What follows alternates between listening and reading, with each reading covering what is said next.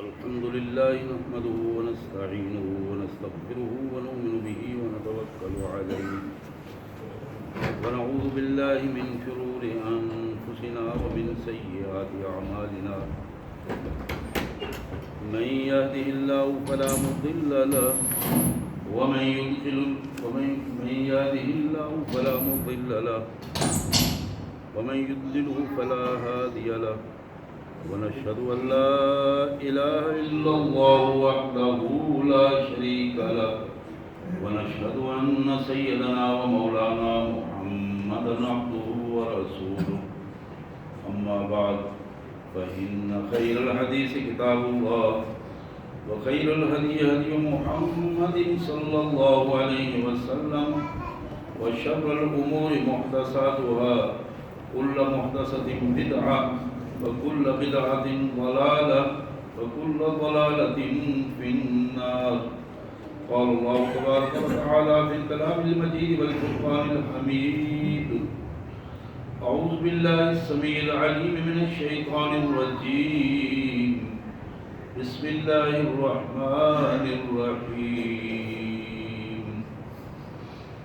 ولقد كنتم تمنون الموت من قبل أن تلقوه فقد رأيتموه وأنتم تنظرون وما محمد إلا رسول قد خلت من قبله الرسل أفإن مات أو قتل انقلبتم على أعقابكم ومن ينقلب على عقبيه فلن يضر الله شيئا وسيجزي الله الشاكرين. وما كان لنفس أن تموت إلا بإذن الله كتابا مؤجلا ومن يرد ثواب الدنيا نؤته منها ومن يرد ثواب الآخرة نؤته منها وسنجزي الشاكرين. آمنت بالله صدق الله العظيم. اللهم صل على محمد وعلى آل محمد وبارك وسلم. اللهم صل على جميع الأنبياء والمرسلين وعلى الملائكة المقربين وعلى سائر الصحابة والتابعين وعلى عباد الله الصالحين. اللہ کی پاک کلام قرآن مجید میں یہ چوتھا پارہ ہے اور سورہ آل عمران. سورہ آل عمران کی آیت نمبر 143 سے لے کر 145 تک. ان آیات کا سادہ سا مفہوم اس طرح ہے: وَلَقَدْ كُنْتُمْ تَمَنَّوْنَ الْمَوْتَ مِنْ قَبْلِ أَنْ تَلْقَوْهُ. جب تک موت تمہارے سامنے نہیں آئی تھی اس وقت تک تم موت کی تمنا کرتے تھے. وقت آئے گا تو ہم یہ کر دیں گے وہ کر دیں گے. فَقَدْ رَأَيْتُمُوهُ. اب تم نے موت اپنے آنکھوں سے دیکھ لی ہے، تمہارے سامنے ہے. وَأَنْتُمْ تَنْظُرُونَ. اور تم سامنے دیکھ رہے ہو موت کو. اب بتاؤ کہ تمہارا رویہ کیا ہے. وَمَا مُحَمَّدٌ إِلَّا رَسُولٌ. محمد صلی اللہ علیہ وسلم اللہ کے رسول ہی تو ہیں. وَمَا مُحَمَّدٌ إِلَّا رَسُولٌ. محمد صلی اللہ علیہ وسلم اللہ کے بندے اور اس کے رسول ہیں. قد خلت من قبلہ الرسل. آپ سے پہلے کتنے ہی رسول ایسے آئے تو تشریف لائے، اللہ نے اپنے رسولوں کو بھجوایا اور پھر اپنے پاس واپس بلا لیا. آتے گئے اور اپنے اپنے وقت پر واپس جاتے رہے. افإن مات. اور اگر میرے پیارے رسول محمد کریم کو موت آ جائے، او قتل، یا آپ قتل کر دیے جائیں، شہید کر دیے جائیں، انقلبتم علی اعقابکم، تو پھر تمہارا رویہ کیا ہوگا کہ کیا تم اپنے دین سے فوراً پھر جاؤ گے؟ سن لو، وَمَن يَنْقَلِبْ عَلَىٰ عَقِبَيْهِ، جس شخص نے بھی اللہ کے دین کو تسلیم کر کے اس کے بعد وہ اس دین سے پھر گیا، فَلَن يَضُرَّ اللَّهَ شَيْئًا، قطعاً اللہ کا تو کوئی نقصان نہیں کرے گا، وہ اپنا ہی اپنے آپ کو ڈبوئے گا اور اپنا ہی نقصان کرے گا۔ وَسَيَجْزِي اللَّهُ الشَّاكِرِينَ، لیکن جو لوگ حق کو تسلیم کر کے حق پر ڈٹ جاتے ہیں، ایسے لوگوں کے لیے اللہ کے پاس بہت خوبصورت جزا اور بڑا انعام ہے۔ وَمَا كَانَ لِنَفْسٍ أَن تَمُوتَ إِلَّا بِإِذْنِ اللَّهِ، کتابًا مُؤَجَّلًا، لوگوں یاد رکھو کسی فرد کے لیے اس کے اندر یہ قوت نہیں ہے، اس کو زیب نہیں ہے، اس کی طاقت نہیں ہے کہ اللہ کے اذن کے بغیر اسے موت آ جائے، ممکن نہیں ہے۔ کتاب مؤجلہ، موت کی کیفیت یہ ہے کہ اس کا ایک مقرر وقت لکھ دیا گیا ہے۔ وَمَن يُرِدْ ثواب الدنیا نُؤْتِهِ مِنْهَا، اس موت سے پہلے جو بندہ نیک عمل کر کے اپنا اجر صرف دنیا میں لینا چاہے، ہم اس کو دنیا میں دے دیں گے۔ وَمَن يُرِدْ ثواب الآخرہ نُؤْتِهِ مِنْهَا، لیکن جو شخص نیک عمل کر کے اپنا اجر آخرت میں لینا چاہے، آخرت کی زندگی کو سنوارنا چاہے، وَسَنَجْزِي الشَّاكِرِينَ، ایسے جو اللہ کے شکر گزار بندے ہیں، اللہ فرماتے ہیں کہ ان کو ہم اس سے بھی زیادہ اجر عطا فرمائیں گے، بہت جلد عطا فرمائیں گے۔ سبحان اللہ وبحمدہ، سبحان اللہ العظیم وبحمدہ، نستغفر اللہ، یا کریم یا رحم الراحمین یا ذی الجلال والاکرام، وصلی اللہ علی النبی وعلی آلہ واصحابہ وبارک وسلم۔ آج کی ہماری گفتگو موت اور حیات کے فلسفے کے حوالے سے ہی رہے گی، مختصر سے وقت میں ہم اس پہ بات کریں گے انشاءاللہ، اور اگر اللہ نے موقع دیا اگلے جمعۃ المبارک کو انشاءاللہ موت کے جو کمال نمونے ہیں انبیاء کرام علیہ السلام کے حوالے سے اس پہ بات ہوگی، اور اس سے اگلے جمعے کو اگر موقع ملا تو انشاءاللہ محمد کریم صلی اللہ علیہ وسلم کی حیات طیبہ مبارک زندگی کے آخری لمحات اس دنیا میں ان کے حوالے سے بات ہوگی۔ آج کی ہماری گفتگو موت اور حیات کے اسی پس منظر میں ہم دیکھیں گے کہ موت کیا ہے اور زندگی کیا ہے۔ کائنات کے مالک نے سورہ ملک میں بڑے خوبصورت انداز میں اس کی وضاحت فرمائی ہے۔ تبارک الذی بیدہ الملک الذی خلق الموت والحیات لیبلوکم ایکم احسن عملا، بڑی برکتوں والی ہے وہ ذات گرامی، سارا کا سارا اختیار اس کے قبضہ قدرت میں ہے۔ بیدہ الملک، جتنا اختیار بادشاہی سلطنت اسی کی قبضہ قدرت میں ہے۔ اس نے موت بھی پیدا کی ہے اور حیات بھی پیدا کی ہے۔ زندگی اور موت یہ دونوں چیزیں مالک نے پیدا کی۔ کیوں پیدا کی؟ اللہ خود فرماتے ہیں لیبلوکم ایکم احسن عملا، ہم واضح کر دینا چاہتے ہیں کہ تم میں سے کون سے ایسے لوگ ہیں جو اللہ کی اطاعت کو پسند کرتے ہیں، اور کون سے ایسے لوگ ہیں جو سرکشی کی زندگی اختیار کر کے اس آزمائش میں ناکام ہو جاتے ہیں اور اپنے آپ کو سزا کا مستحق گردانتے ہیں۔ اور پھر بڑے دو ٹوک انداز میں، جہاں زندگی ایک بہت بڑی نعمت ہے، حیات ایک بہت بڑی نعمت ہے، کائنات کے مالک نے موت کو اس سے بڑی نعمت قرار دیا ہے۔ اب یہ بات سمجھنے کی ہے، اور جس حد تک بات سمجھ آ جائے یہ نعمت کیسے بنتی ہے، جس انسان کا نظریہ درست ہے، اپنے اللہ کا اطاعت گزار ہے، وہ اپنے اللہ سے ملنا چاہتا ہے، اللہ سے ملاقات چاہتا ہے، اور اللہ سے ملاقات کا جو پہلا مرحلہ ہے وہ موت ہے۔ سورہ جمعہ میں اس بات کو ایک بالکل دوسرے انداز میں قرآن نے ہمارے سامنے رکھا ہے۔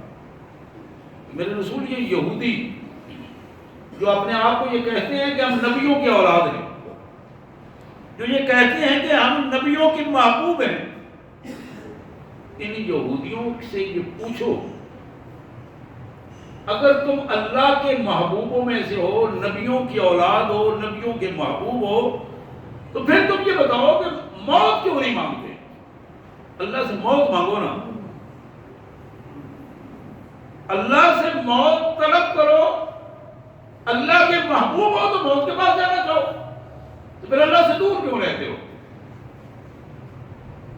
قرآن نے کہا تم دیکھو کہ جب تم موت کی بات کرتے ہو تو یہ اندر سے کانپ جاتے ہیں، بظاہر بڑی کہانیاں سنا رہے ہوتے ہیں۔ خاص کر یہ یہودی قوم کے حوالے سے قرآن مجید نے خصوصی طور پر یہ بات کہی، اور یہ بالکل حقیقت ہے کہ جہاں موت کی بات آ جائے وہاں کانپنا شروع کر دیتے ہیں، اندر سے ان کی اپنی وجود کو کھڑا رکھنا مشکل ہو جاتا ہے اس جگہ پر۔ قرآن نے کہا کہ کسی صورت میں بھی آپ ان سے طے کر لیں، کسی صورت میں بھی یہ موت نہیں مانگیں گے، موت نہیں جائیں گے۔ تو پھر اللہ نے دو ٹوک انداز میں فرمایا کہ جس موت سے تم ڈر رہے ہو فَإِنَّهُ مُلَاقِيكُمْ، تمہاری ملاقات اس سے ہونی ہے۔ یہ نہیں ہونا کہ تم ڈر کے اندر چلے جاؤ، نیچے چلے جاؤ، اوپر چلے جاؤ تو تم بچ جاؤ گے، نہیں، فَإِنَّهُ مُلَاقِيكُمْ، یہ اللہ نے طے کر دیا ہے کہ اس موت سے تمہاری ملاقات ہوگی۔ راستہ ایک ہی ہے، آنے کا بھی ایک ہی راستہ ہے اور جانے کا بھی ایک ہی راستہ ہے۔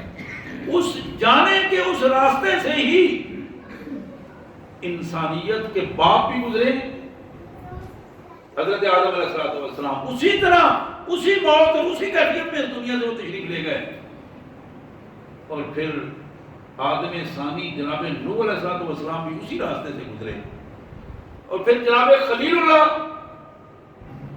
جنہیں اللہ نے دنیا کے مقابلے میں تحفظ عطا فرمایا تھا، دنیا کے مقابلے میں دنیا انہیں موت دینا چاہتی تھی، اللہ نے انہیں حیات رکھا، اور پھر اس حیات رکھنے کے بعد جب موت کا وقت آیا تو پھر وہ بھی اسی راستے سے اللہ کے حضور پہنچے۔ اور آپ کے علم میں ہے، مشکات کی یہ بڑی معروف حدیث ہے، جناب موسیٰ علیہ السلام کی موت کا جب وقت آیا، اسرائیل علیہ السلام حاضر ہوئے، انسانی شکل میں حاضر ہوئے۔ اللہ نے حضرت اسرائیل کو یہ حکم دیا ہوا ہے کہ جب تم میرے کسی بھی نبی کے پاس جاؤ گے اس سے اجازت لے کے جاؤ گے۔ یہ بڑی معروف بات ہے۔ رسول اللہ صلی اللہ علیہ وسلم کے پاس جب جناب اسرائیل گئے تو جبرائیل کے ساتھ تھے، تفصیلی واقعہ تو انشاءاللہ پھر موقع ملا تو اس میں بات ہوگی۔ حضور نے جبرائیل کی طرف دیکھا تو جبرائیل دروازے سے باہر کھڑے تھے، مشکات کی روایت ہے۔ حضور نے فرمایا جبرائیل کیا بات ہے، اندر نہیں آتے ہو؟ عرض کیا اللہ کے رسول آج میں اکیلا نہیں ہوں، میرے ساتھ کچھ مہمان اور بھی ہیں۔ حضور مسکرایا اور پوچھا جبرائیل مہمان ہیں تو تم بتاؤ اور اندر لے آؤ۔ کہا کون ہے مہمان؟ عرض کیا حضور یہ جملہ بڑا ہے، میں جس کے لیے میں نے یہ واقعہ بیان کیا ہے۔ جبرائیل کہتے ہیں کہ میرے آقا آج میرے ساتھ وہ آیا ہے جس نے کبھی کسی سے اجازت نہیں دی، آنے کے لیے کبھی کسی سے اجازت نہیں دی، لیکن سوائے آپ کے اور انبیاء کرام کے اللہ نے اسے حکم دیا ہے کہ ان کی اجازت دے کر ان کے پاس جاؤ، اس لیے وہ باہر کھڑا اجازت مانگ رہا ہے۔ آپ نے دوبارہ پوچھا کہ وہ کون ہے؟ جناب جبرائیل نے کہا حضور اسرائیل آیا ہے۔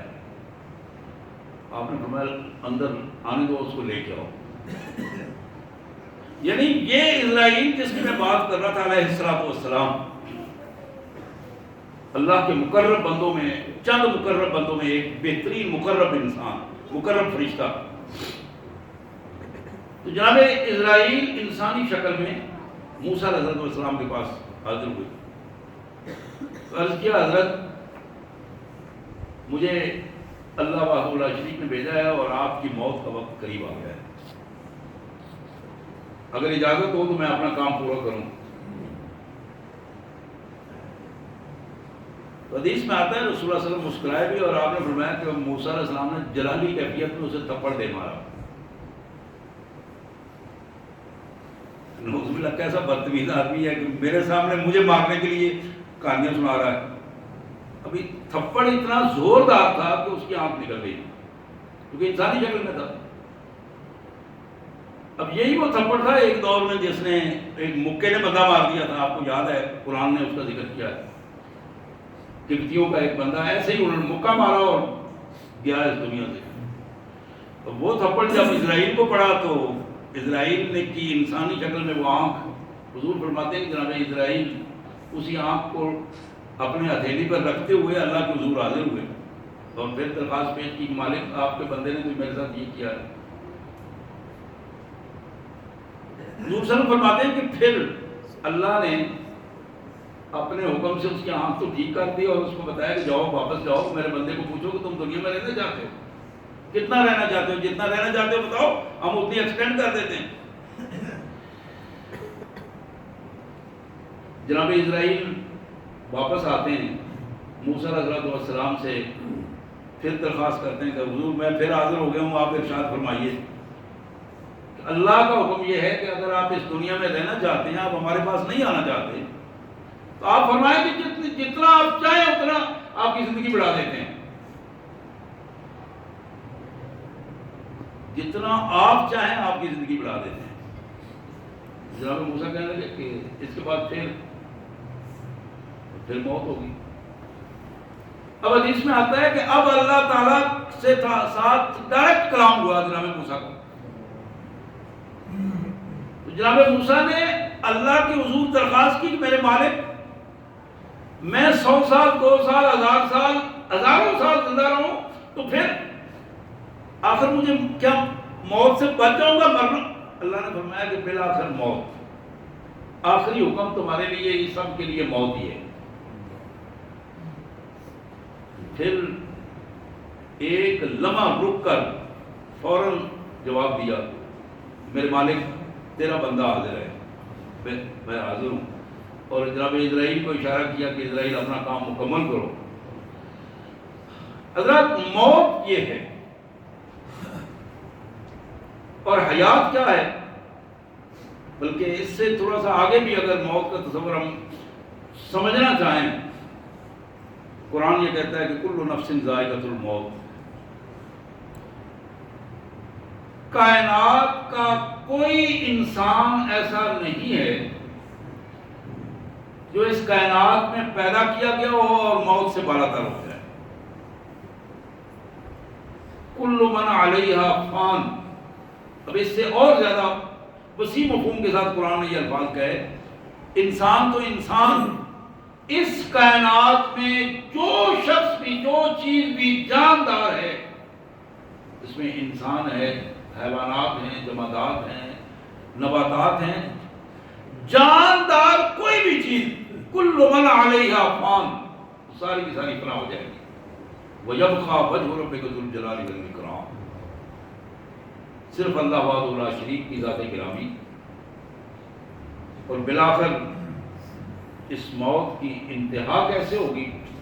حدیث میں جو الفاظ آتے ہیں کہ سب سے آخر میں جب پوری کائنات میں سوائے اللہ وحدہ لا شریک کے اور کوئی نہیں ہوگا، سوائے اسرائیل کے اور سوائے موت کے، تو اس موت کو ذبح کر دیا جائے گا اور اس کی کہانی ختم کر دی جائے گی کہ آج کے بعد کسی کو موت نہیں ہوگی. اب سارے مر گئے، ختم ہو گئے، فنا ہو گئی ہر چیز.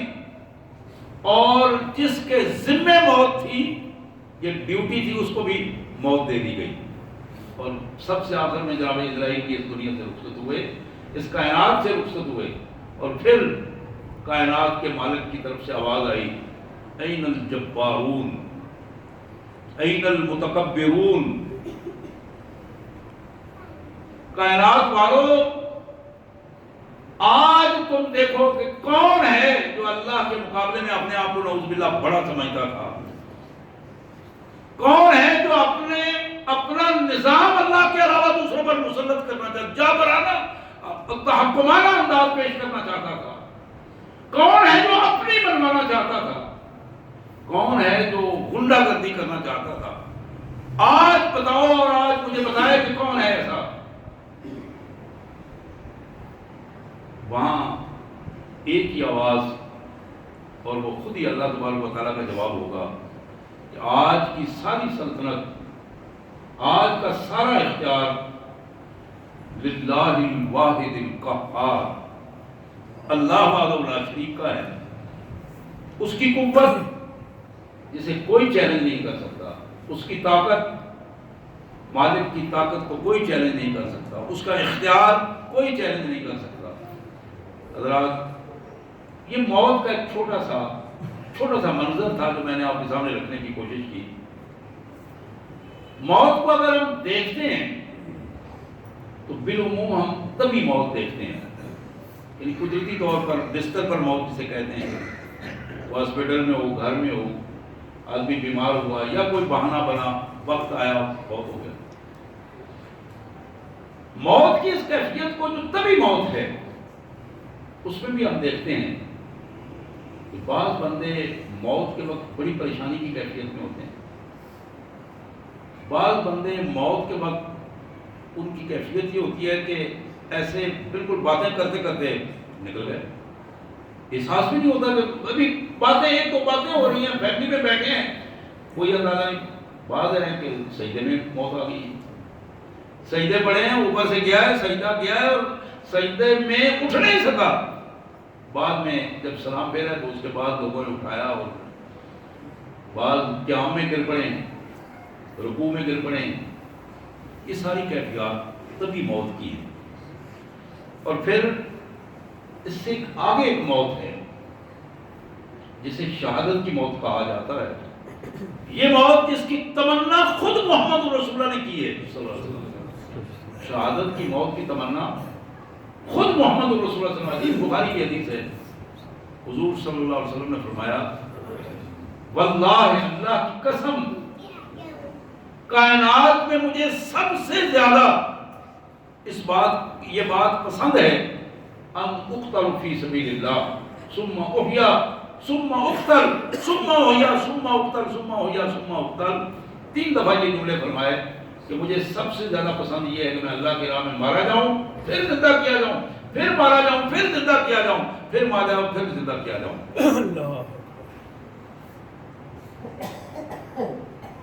آج نبی کو ماننے والے جو ایمان والے ہیں، حالات یہاں تک پہنچ گئے ہیں، دل لرزتا ہے حریفانہ کشاکش سے تیرا، دل لرزتا ہے حریفانہ کشاکش سے تیرا، زندگی موت ہے کھو دیتی ہے جب ذوق خراش، زندگی موت ہے کھو دیتی ہے جب ذوق خراش۔ ایک وقت وہ ہے کہ بندہ مومن شہادت کے لیے تڑپ رہا ہے، رو کر دعائیں کر رہا ہے۔ رات کو بیٹھے ہیں صحابہ کرام ایک دوسرے کے ساتھ، 2 افراد بیٹھے ہیں، آپس میں گفتگو کر رہے ہیں کہ صبح مارکا ہوگا، کیا کریں گے، اپنی اپنی خواہش بیان کر رہے ہیں۔ آج کیا ہوتا ہے، بڑے بڑے پیشہ ور مجاہدین، بڑے بڑے رینک لگائے ہوئے، کئی دفعہ ایسا ہوتا ہے کہ جب جنگ کا اعلان ہو جائے تو وہ CMH میں بستر جو ہے ان کے ریزرو ہو جاتے ہیں۔ پیشہ ور مجاہدین کی کہانی سنا رہا ہوں۔ یہ 2 نوجوان بیٹھ کر ترتیب بنا رہے ہیں کہ صبح کیا ہوگا۔ ایک نے کہا کہ میں شہادت چاہتا ہوں، اور سادہ میں میں یہ چاہتا ہوں کہ میدان میں جاؤں تو مجھ سے کئی گنا زیادہ طاقتور کافر میرے سامنے آئے اور میں اس کافر کے ساتھ لڑوں اور لڑتا لڑتا شہید ہو جاؤں، پھر وہ میرا ناک کاٹے، ہاتھ کاٹے، آنکھیں نکالے، پھر وہ میرے جسم کے ٹکڑے کرے۔ اس کیفیت میں کل جب میں اپنے اللہ کے حضور حشر میں کھڑا ہوں تو میرا مالک میرے جسم کے ان سارے ٹکڑوں کو اکٹھا کرے اور میں اس جسم کے ساتھ کھڑا ہو کر اپنے اللہ کے حضور اس میرے جسم کا ہر ٹکڑا یہ گواہی دے کہ میں اللہ وحدہ لا شریک کے دین کے لیے کھڑا تھا اور اس دین کے لیے میں نے یہ سارا سلسلہ کیا تھا۔ شہادت کا، موت کا ایک رنگ یہ ہے، یعنی اسی موت کا رنگ اور کمال رنگ ہے۔ کئی دفعہ یہ حدیث بیان کی اور سنی آپ نے، سیاستہ کی حدیث، غزوہ احد ہے، رسول اللہ صلی اللہ علیہ وسلم گزرے، ایک آدمی کھجوریں کھا رہا ہے، ایک پاؤں چٹان کے اوپر رکھا ہے، ایک نیچے ہے، اور کھجوریں کھاتے کھاتے اچانک اس کی نظر پڑی کہ قائد محترم کمانڈر محمد کریم صلی اللہ علیہ وسلم رسالت پاک صلی اللہ علیہ وسلم تشریف لے جا رہے ہیں۔ اچانک وہ نظر پڑی تو فوراً اس کی زبان سے نکلا، ان قتل تو پھیلانا یا رسول اللہ، میرے آقا میں اگر لڑتا ہوا بھی شہید ہو جاؤں تو میں کہاں جاؤں گا، میرا کیا انجام ہوگا؟ قال فی الجنہ، آپ نے ایک ہی جملہ فرمایا، سیدھا جنت میں جاؤ گے۔ پھر آپ نے سنا ہے فالقت تمرات، کھجوریں جو ہاتھ میں تھی اس نے پھینک دی، اس نے کہا ضرورت نہیں ہے، جنت میں کھجوریں بہت ہوں گی، اس سے بہت اچھی مل جائیں گی۔ حضرات، موت کا ایک منظر یہ بھی ہے، یہی غزوہ احد ہے۔ ابو دجانہ لال پٹکا باندھے ہوئے سر پہ، محمد رسول اللہ کی دی ہوئی تلوار کو گھماتے ہوئے آپ کی طرف جا رہے ہیں، وہاں جہاں خون اور خاک کا وہ غبار ہے، اٹھتا ہوا طوفان ہے اور وہ سامنے نظر آ رہا ہے اور تیزی سے اس کی طرف بڑھ رہے ہیں، اور پیچھے ایک آدمی نے روک کر کہا ابو دجانہ کہاں جا رہے ہو؟ تمہیں نہیں پتا کہ سامنے؟ کہا ہاں مجھے پتا ہے۔ پھر بھی جا رہے ہو؟ کہاں جا رہا ہوں اس لیے کہ میں احد پہاڑ کے پیچھے جنت کی خوشبو اپنے نتنوں سے سونگھ رہا ہوں، خدا کی قسم مجھے خوشبو آ رہی ہے جنت کی، اور وہ جنت کی خوشبو ہی مجھے وہاں لے چلا کے لے جا رہی ہے۔ پھر بھائیو، موت ایک طبی موت میں نے عرض کی، یہ شہادت کی موت، یہ بھی ایک موت۔ واللہ لوددت ان اقتل فی سبیل اللہ ثم احیا ثم اقتل، میں نے پیارے آقا کا یہ فرمان آپ کو سنایا ہے، محمد رسول اللہ کی ازحد خواہش تھی، ازحد خواہش تھی کہ میں اللہ کی راہ میں شہید کیا جاؤں۔ پھر قتل و غارت کی موت، یہ بھی ایک موت ہے۔ بندہ کسی بھی تعصب کی وجہ سے، علاقائی تعصب ہے، مذہبی تعصب ہے، لسانی تعصب ہے، زمین کے وہ بٹ بننے کا تعصب ہے، جو اس کو سیدھا کرتے کرتے ایک دوسرے کو مار دیتے ہیں،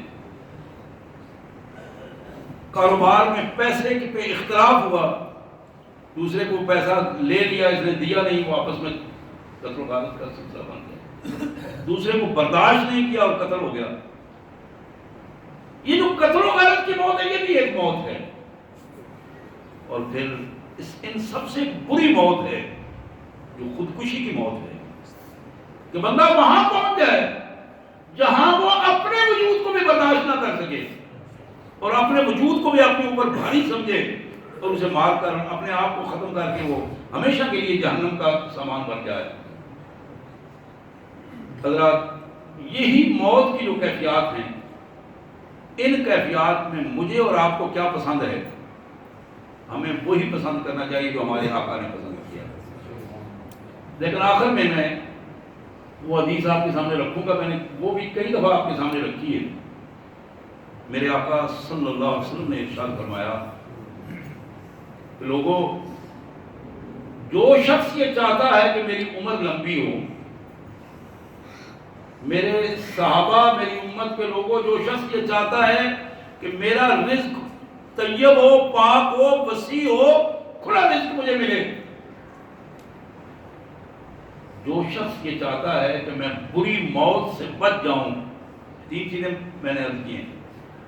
رسول اللہ صلی اللہ علیہ وسلم نے فرمایا سب سے پہلی چیز عمر لمبی ہو، رزق وسیع ملے اور بری موت سے بچ جاؤں۔ آپ نے فرمایا فَلْيَتَّقِ اللَّهَ وَلْيَصِلْ رَحِمَهُ، 2 کام کرے، ایک اللہ سے ڈر جائے، اپنی زندگی کا ہر معاملے میں تقوی پیدا کرے، ڈر جائے ہر معاملے میں اللہ سے ڈرے، اور دوسری بات یہ ہے اپنے قریبی رشتہ داروں کے ساتھ ہمیشہ حسن سلوک کر رہی ہے، ہمیشہ مقابلہ کرنے کی کوشش نہ کرے، حسن سلوک کا اپنے حیثیت سے بڑھ کر ان کے ساتھ اپنے تعلقات کو استوار رکھے۔ میرے پیارے بھائیوں، وہ بندہ جو نفس کا بندہ بن جائے، وہ بندہ جو روایات کا بندہ بن جائے، وہ بندہ جو حرص و ہوس کا بندہ بنے، ان سب بندوں کی بندگی اور یہ موت کی کیفیت تو سب پہ آنی ہے۔ 2 4 5 10 40 50 60 سال گزر جانے ہیں، لیکن خوبصورت انسان وہ ہے جو اللہ کا بندہ بنے۔ وہ اقبال نے بڑی خوبصورت بات کہی تھی، خدا کے بندے تو ہیں ہزاروں، بنوں میں پھرتے ہیں ہمارے مارے۔ دوسرے مصرے میں میں نے تھوڑی سی تبدیلی بھی کی ہے، میں اس کو کہوں گا بندہ جسے خدا کے بندوں سے پیار ہوتا۔ علامہ مرحوم نے فرمایا تھا کہ میں اس کا بندہ بنوں گا، میں نے تھوڑی سی اس میں اپنے انداز میں ایک تبدیلی کیا، میں اس کو کہوں گا بندہ جسے خدا کے بندوں سے پیار ہوتا۔ یہی میرے بھائیو اصل فلسفہ ہے۔ اگر ہم اس موت اور حیات کے فلسفے کو سمجھ جائیں اور اس میں پھر ہماری چوائس کیا ہو، یہی سوچنے والی بات ہے۔ اور آج رات آپ ضرور اس پہ غور کیجئے کہ ہماری موت اور حیات، ان دونوں میں ہم کس سٹیج پر کھڑے ہیں۔ اللہ نے اس کی توفیق عطا فرمائے اور خوبصورت چیز کو چننے اور اس کے مطابق اپنی زندگی کو بسر کرنے کی توفیق دے۔ باقی دعوانا الحمدللہ رب العالمین۔